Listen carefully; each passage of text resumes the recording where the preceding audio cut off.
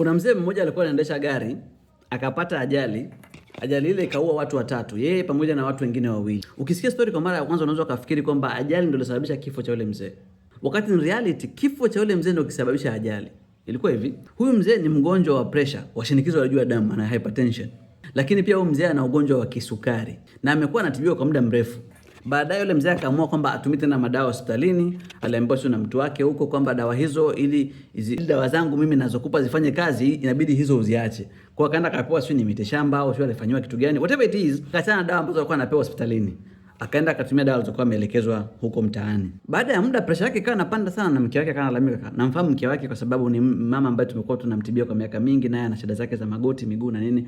Kwa I know her. Akamwambia mzee yako hataki tena dawa. Nikamwambia lakini nimshauri, kwa sababu mgonjwa ana autonomy ya kukataa kuchukua dawa. Hiyo autonomy mgonjwa amepewa, it's part of medical ethics na nini. Bwana haki ya kukataa matibabu.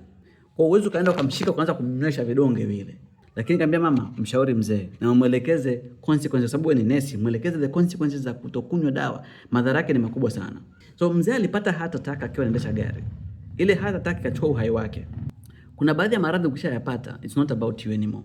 Kuna maradhi ukishayapata sio tena about you. Ndio kwamba baadhi ya maradhi ambayo unayapata hayakuumizi wewe peke yako, it's not just about you. It goes way beyond you.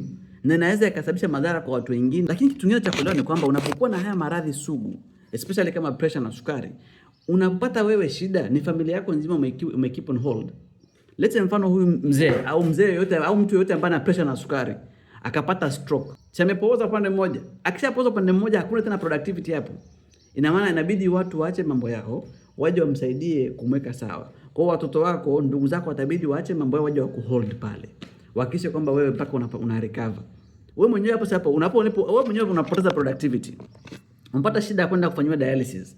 Umeharibu figo, sasa unahitaji kwenda kufanywa dialysis. Productivity shashuka hapo kwa upande wako wewe, kwa sababu you're not going to be productive wakati unafanya dialysis, you're going to rest.